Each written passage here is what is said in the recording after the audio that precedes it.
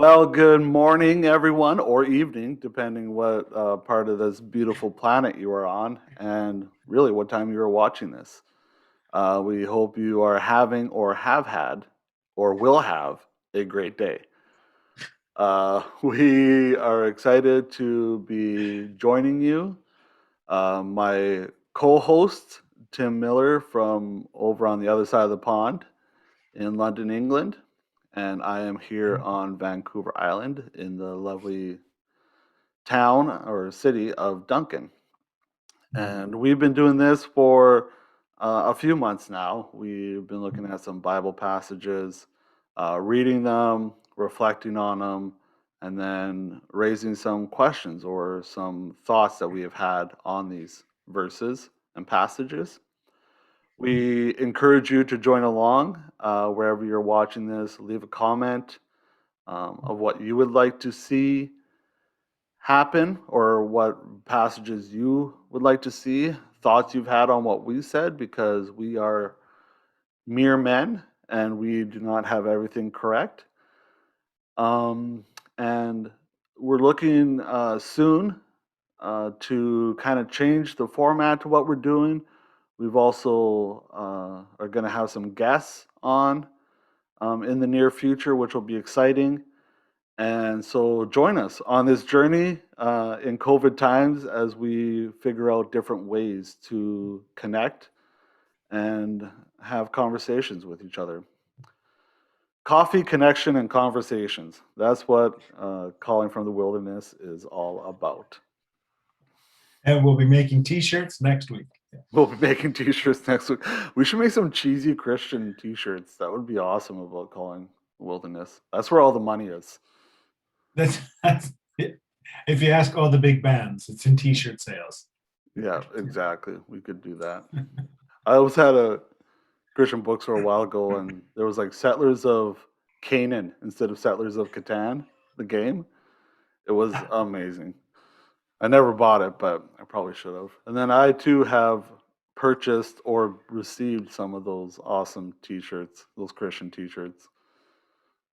Epic. Um, yeah, Epic. so here we go. We this morning or evening or whenever you're watching this are looking at the story of Abraham and Isaac, and Abraham being tested with sacrificing his son, which is one of the more interesting verses and one of the ones where people will gloss over and just say, oh, it's all about Abraham's faithfulness.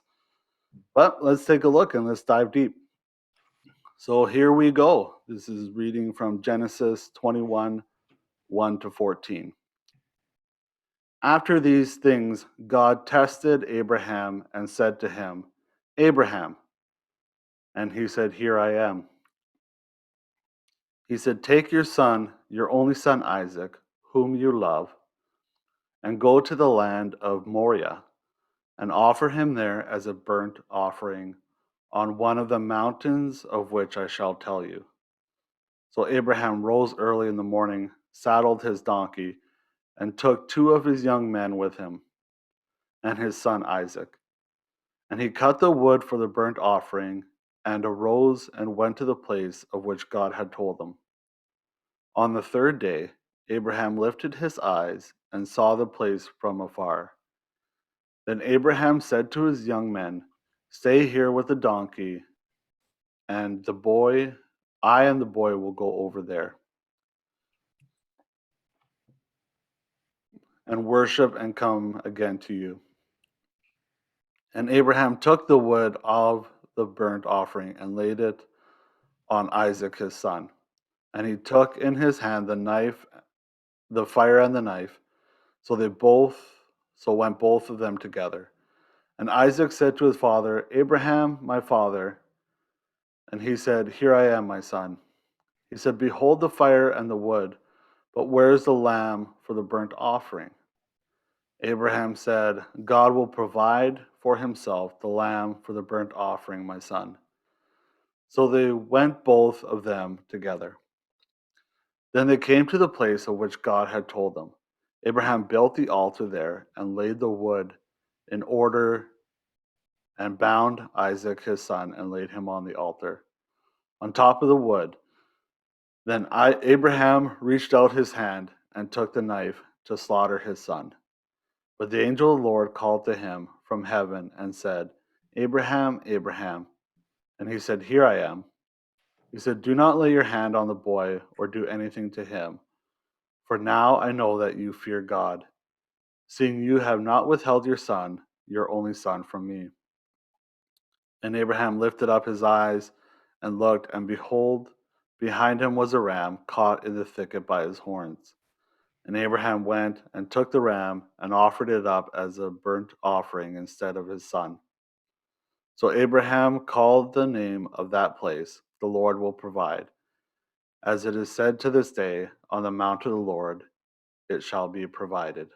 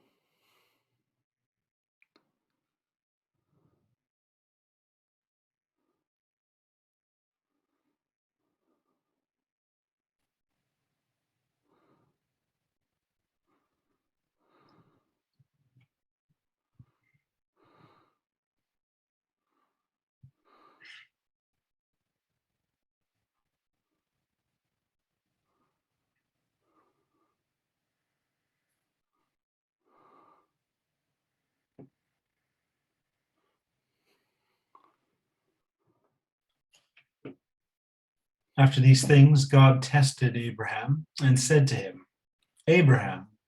And he said, Here I am. He said, Take your son, your only son Isaac, whom you love, and go to the land of Moriah, and offer him there as a burnt offering on one of those mountains of which I shall tell you. So Abraham rose early in the morning, saddled his donkey, and took 2 of his young men with him, and his son Isaac. And he cut the wood for the burnt offering, and arose and went to the place of which God had told him. On the 3rd day, Abraham lifted up his eyes and saw the place from afar. Then Abraham said to his young men, Stay here with the donkey. I and the boy will go over there and worship and come again to you. And Abraham took the wood of the burnt offering and laid it on Isaac his son. And he took in his hand the fire and the knife.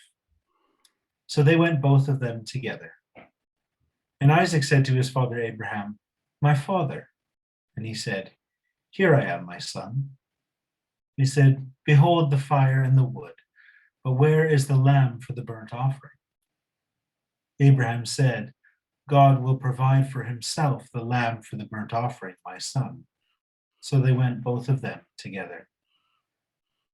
When they came to the place of which God had told him, Abraham built the altar there and laid the wood in order, and bound Isaac his son, and laid him on the altar, on top of the wood. Then Abraham reached out his hand and took the knife to slaughter his son. But the angel of the Lord called to him from heaven and said, Abraham, Abraham. And he said, Here I am. He said, Do not lay your hand on the boy or do anything to him, for now I know that you fear God, seeing you have not withheld your son, your only son, from me.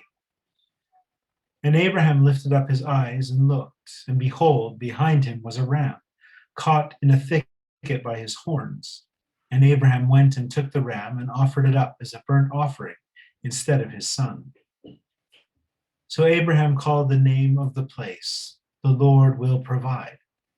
As it is said to this day, On the mount of the Lord it shall be provided.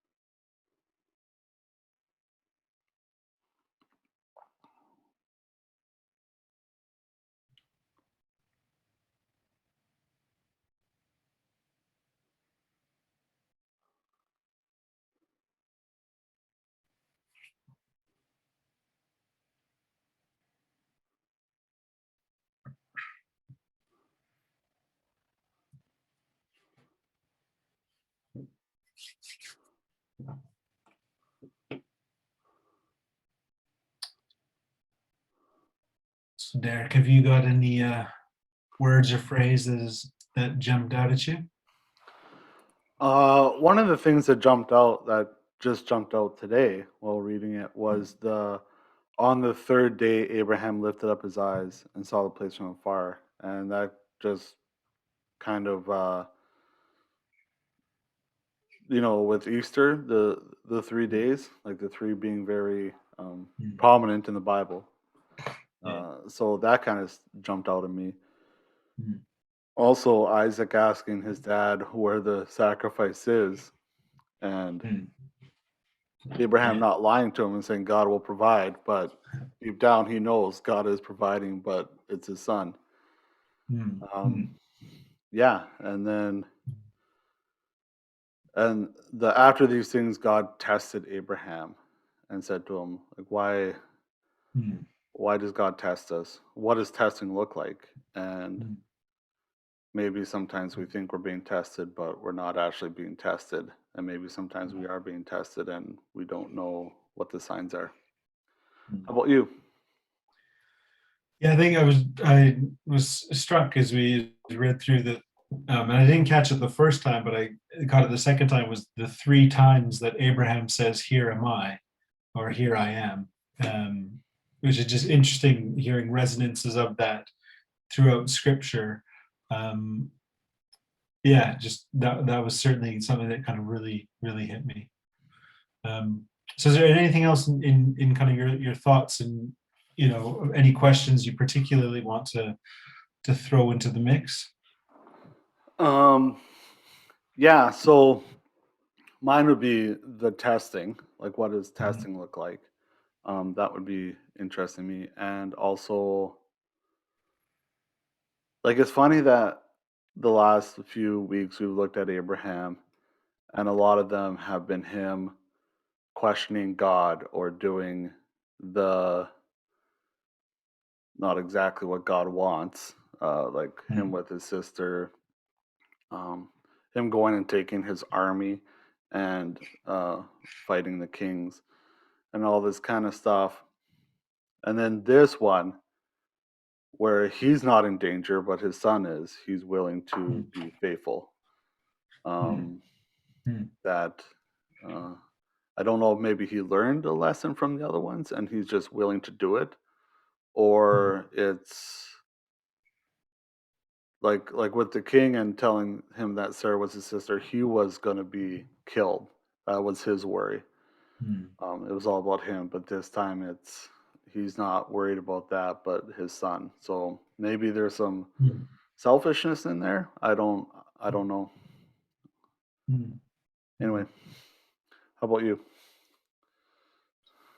Eh, Um, I think the thing I've been wrestling with about this passage, which came out again for me today, is just like how emotionless this whole passage feels for Mm, something that, like, if this is even remotely a human experience I would have.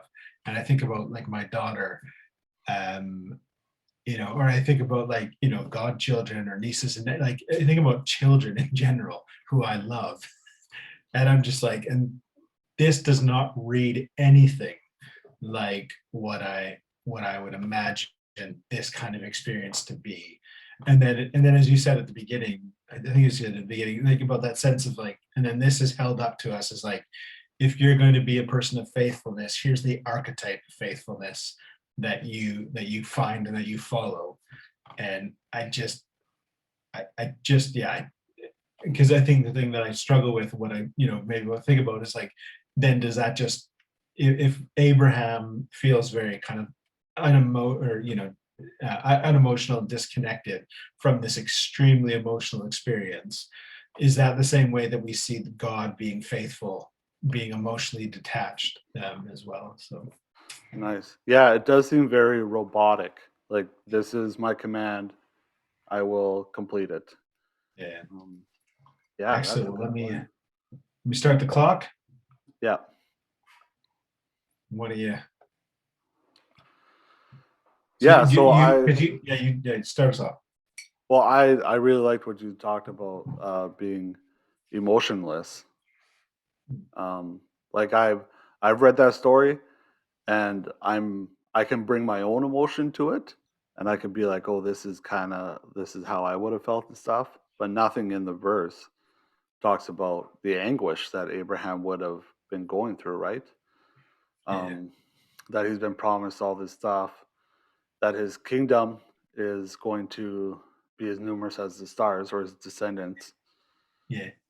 But he also had no problem kicking out Hagar and Ishmael. Yeah. Ishmael, uh, his As read his last week. firstborn Yeah. son. No problem kicking him out. So Yeah. maybe he's just like he knows his faithfulness with um, God. I watched the video. I love the Bible Project. I just think Okay. they are fantastic, and they did one on testing, and Mm. um, they said look at a king, and he wants to find his loyal subjects or servants to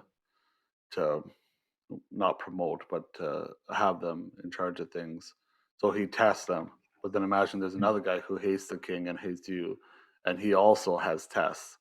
So what's the difference Mm. between the two tests?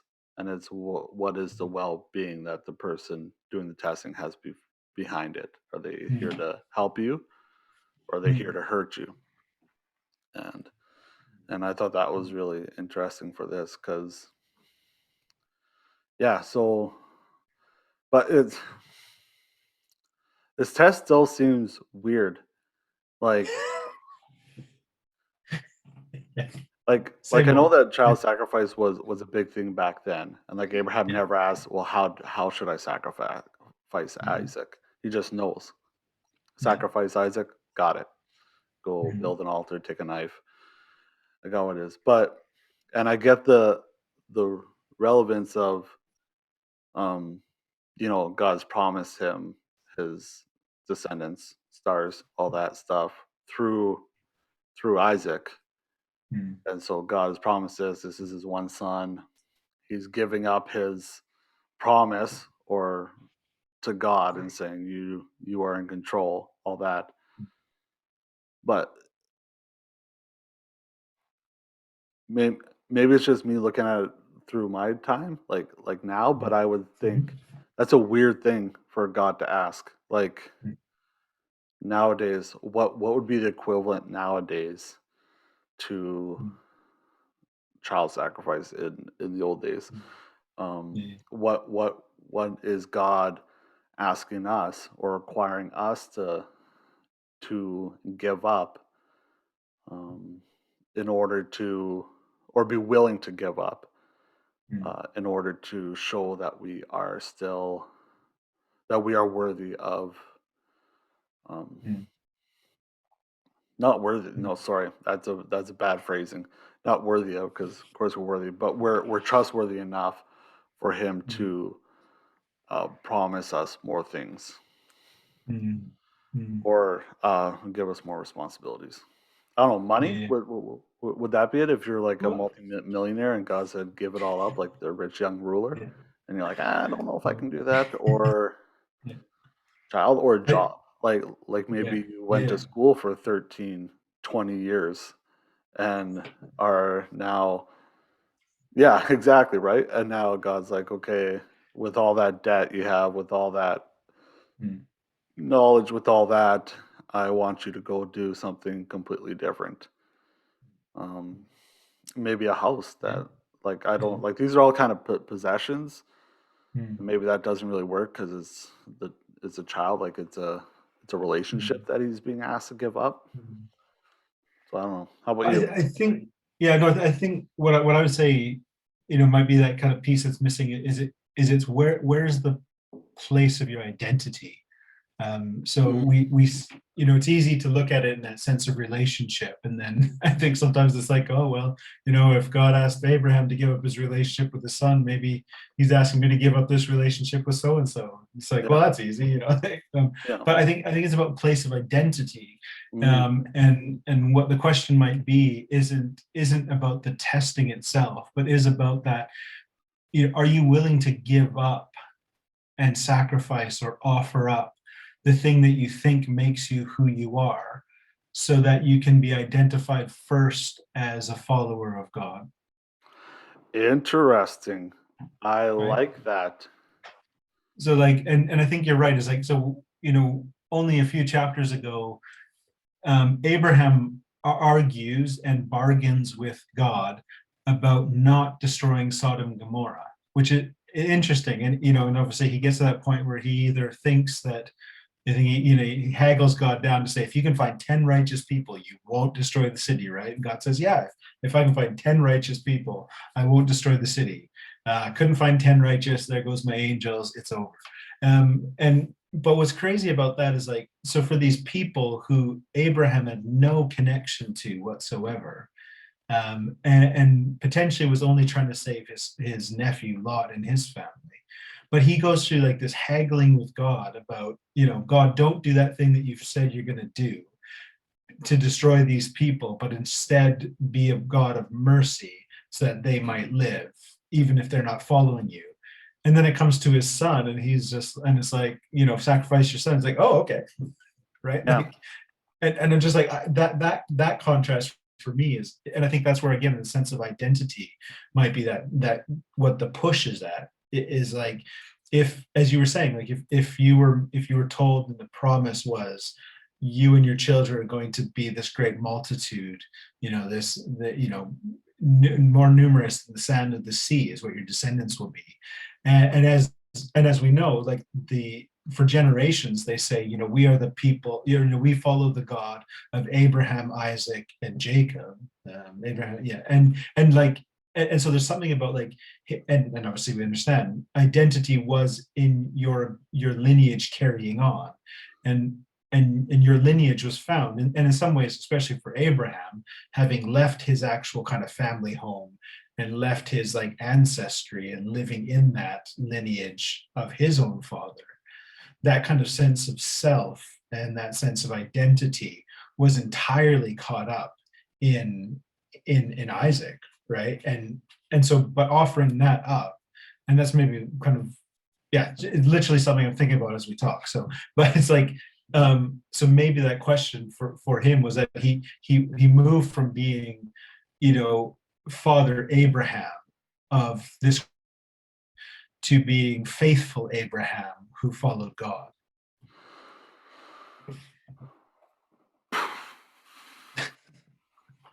So that song should be Faithful Abraham had many sons.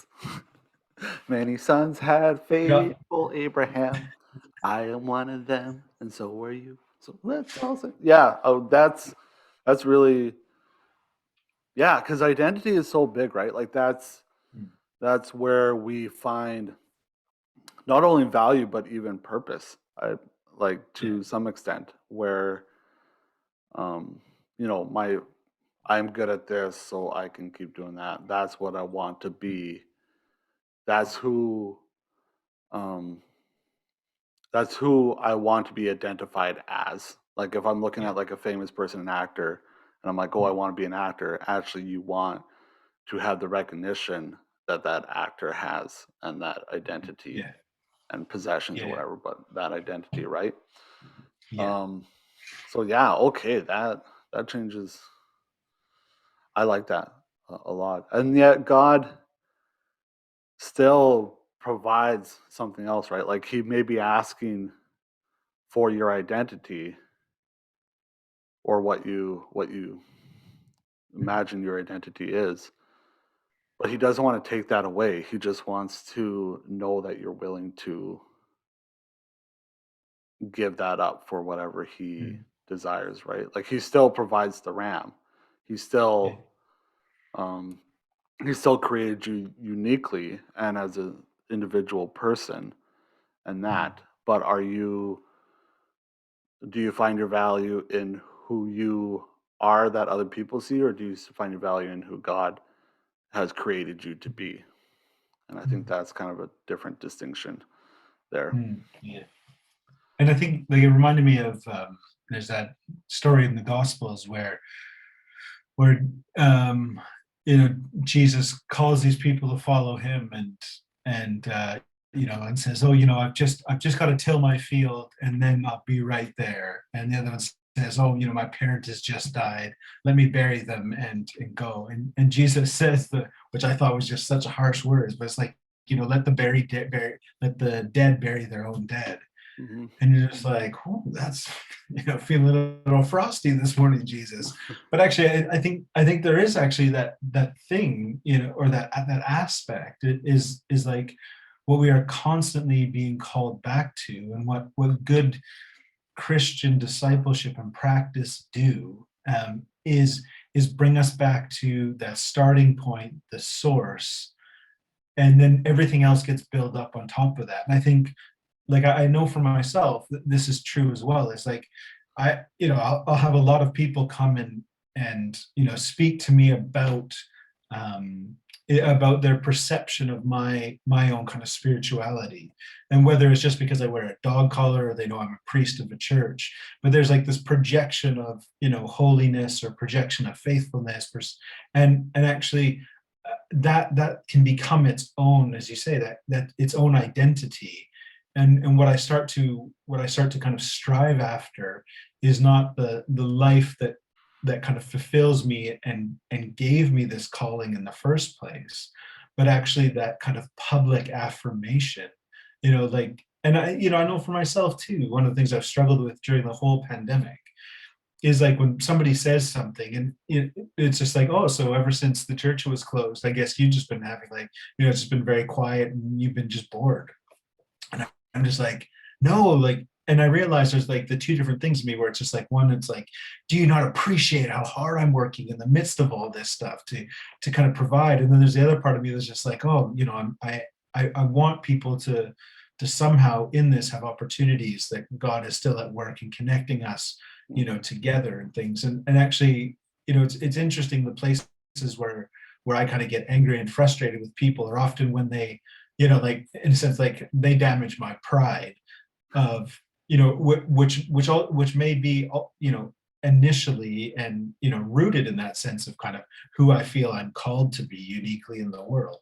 And yet at the same time too, I can forget the one who has called me and care more about the calling, I guess. And I think, yeah, it was interesting how you said too, like, one of the interesting things is not just that God provides the ram, but God continues then to bless Abraham through Isaac.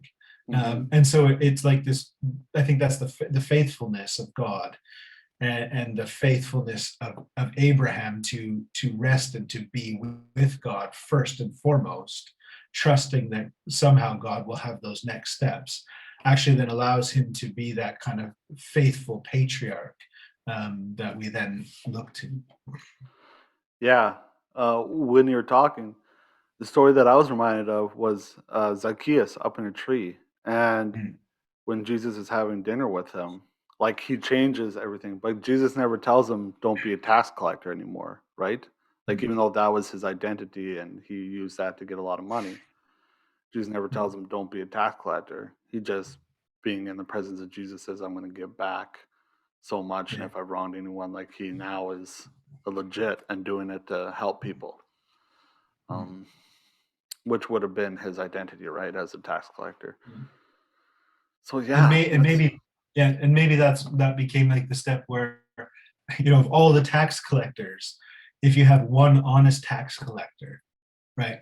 And it's like, as you say, it wasn't denying the systems and the structures. It wasn't denying that sense of kind of who Zacchaeus understood himself to be in relationship to other people, but it stripped it all back to the point where it was God's love and faithfulness to Zacchaeus that then inspired something else, that perhaps gave him that place, a unique place. Like, Matthew, was a tax collector, but he, like, leaves that and follows Jesus, and kind of, and as we, don't know that he ever went back to that. And so you think, like, there's some people who are called, to kind of step out of where they are, because maybe that isn't part of who the truth of who they are meant, called to be in the family and ministry of the church. And then Mhm. there's other people who are called to kind of hit that reorientation, to breathe new life into places where the rest of us can't walk and be, right? Mhm. Yeah. Yeah, like, I got for my church, I sent out an email for the devotional last week and just had the this story and had a few questions at the bottom, like how does God test us? What sticks out for you in that? And I had a response from someone in our church who was in a terrible um, marriage, and her safety and the kids were at risk. And the story of she became a Christian in that marriage, and she got a Bible, and she was reading the story of Abraham over and over again, and that the story of Abraham's faithfulness in this helped give her the courage to get out of that and make her family and her safe. So I wonder, like looking at that, like her identity in that marriage may have been whatever her husband has given her, right? Like Mhm. controlling and all that. And then in the freedom of reading Abraham and leaving that, now she's got her identity in Jesus or Mhm. in God. Hmm. So Wow. I Yeah. wonder if like even something like that, like even like looking at the faithfulness of Abraham, are we now that I see it as identity is completely different to me. Um, Now I'm looking at it like, okay, so what is God? No, actually, no. I was gonna say, what's God calling me to do, and how am I not doing that? But it's not even about the calling. It's not even about what Mm. we can do. It's not about, works and all that kind of stuff. Even though that's Mm. important, not right now. It's about, okay, what are things in my life that are preventing me from even just being me as a image bearer of God and a child of God? Like, what Yeah. are the things that I have put on myself Mm. that not even what I'm doing, but have um, cheapened my value, shall we say? Mm. Mm. And then, do I have the faithfulness to give those up, Mm. or at least have the God redeem them, so they're not anchors around me, but Mm. something else, Yeah. which will Yeah. keep me up at night now. Now thinking about it. Um, but yeah, I like when I yeah. But because our society is so based on you are what you do, right? Like when you ask people their name, and like it's always what's your name, and then what do you do? It's never what's your name, what gives you life, what gives you mm. energy, what gives you all this stuff, right? Yeah. It's Yeah. based Yeah. on what we do, and that's where we get our Mm. identity, which is also Mm. why Sabbath is so important, right? Like the Israelites when they were in Egypt building bricks all the time, and that's where they found their value, or that's where the Egyptians had given them their value. Mm. And then God said, okay, like on the seventh day, just be yourselves, like realize that you are not the sum of your works. Mm. And but we've gotten back to that in a sense now, where it's still you feel guilty for taking some time, you feel guilty for not doing something. Um, so we've lost that identity in who God is. Like, when's the last time you just went to like a park and just sat there and like just looked at nature, or took an afternoon off and just didn't do anything and didn't feel guilty about it? You were just being you. And I Mm. don't know, that's going into a whole different topic or subject, but No, I think that's really good because I think like that's the interesting thing is like as you say, even if you start to shape it as being instead of doing, the first thing you ask yourself is like, what do I need to do to be somebody else? Like what do I need and to like do to just be me, right? yeah, yeah, yeah. I had it reminded me of when I first started to discern a sense of vocation and like a kind of formal sense of vocation in the church. I was very kindly put in touch with the one of the chaplains of Durham University where I was at the time, and I went and had coffee with this priest, and I was just really torn because having grown up in the church and having seen both the good and some of the bad that happens, especially for kind of professional ministry, I was really torn as to kind of was I like getting was I actually called to be kind of in professional ministry, as it were. Or was there something else that would allow me to kind of be some, do something different, but then still be involved in my local church? And I remember talking a bunch of these things through with this priest, and the one time he just turned to me, and he's like, you have to stop looking at it as kind of what are you going to do, and look at it as taking steps into becoming a more authentic version of yourself than you are right now. And that stuck with me. And as I say, is often become corrupted as the thing that I try to do things to become more myself. But actually, and again, that kind of sense of kind of, Christian discipleship, and what should be happening, I would argue, in our worship, in our sacraments, in our prayers, in our fellowship with one another, in our, in how we approach our time in kind of scripture and devotions, whatever it might be.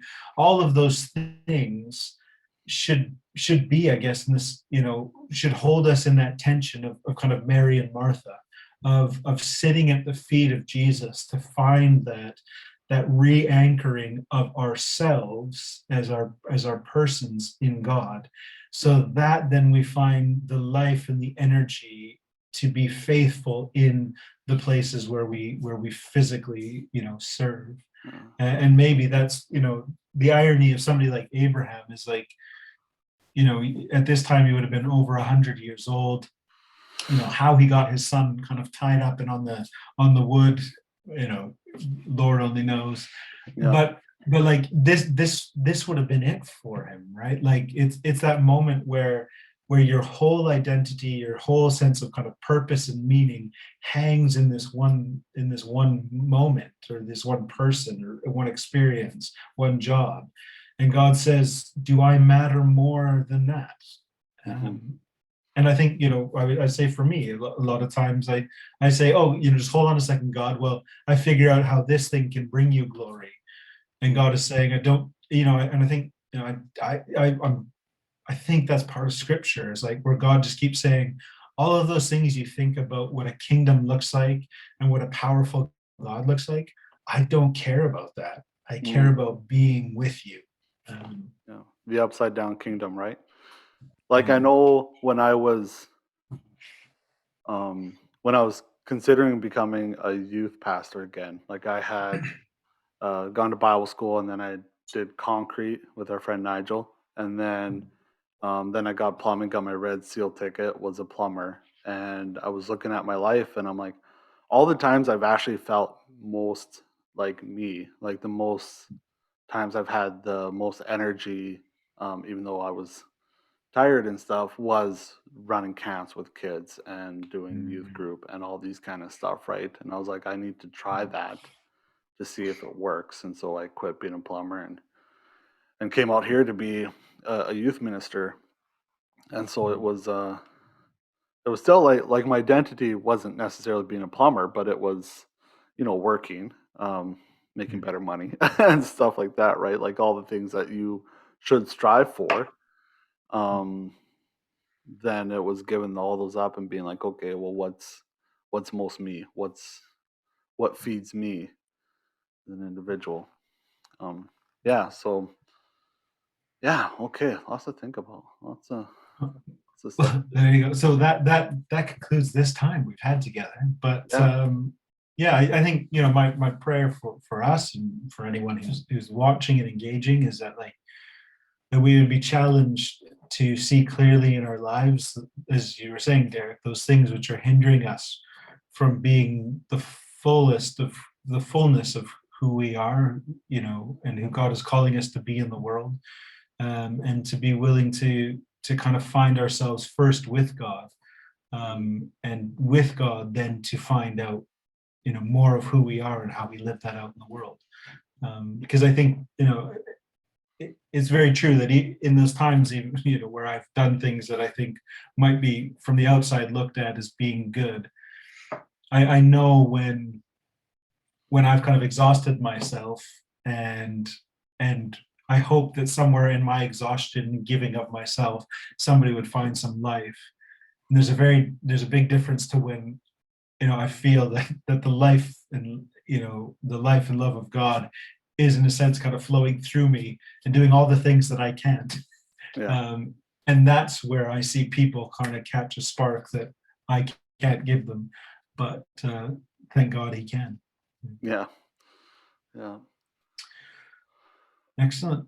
Well, we're going to be taking a break next week, so you won't find us here, but we'll be back in 2 weeks' time, and we're going to come to you with a plan of attack, slightly different shape, as Derek said, a lineup of a few guests, and we'll be looking at primarily what we're going to keep doing is just looking at more scripture.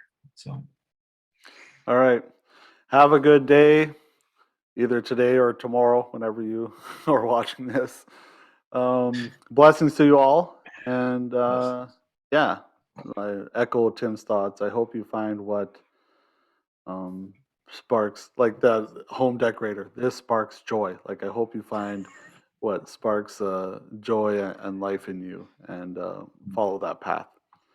Blessings. See you all later. yeah.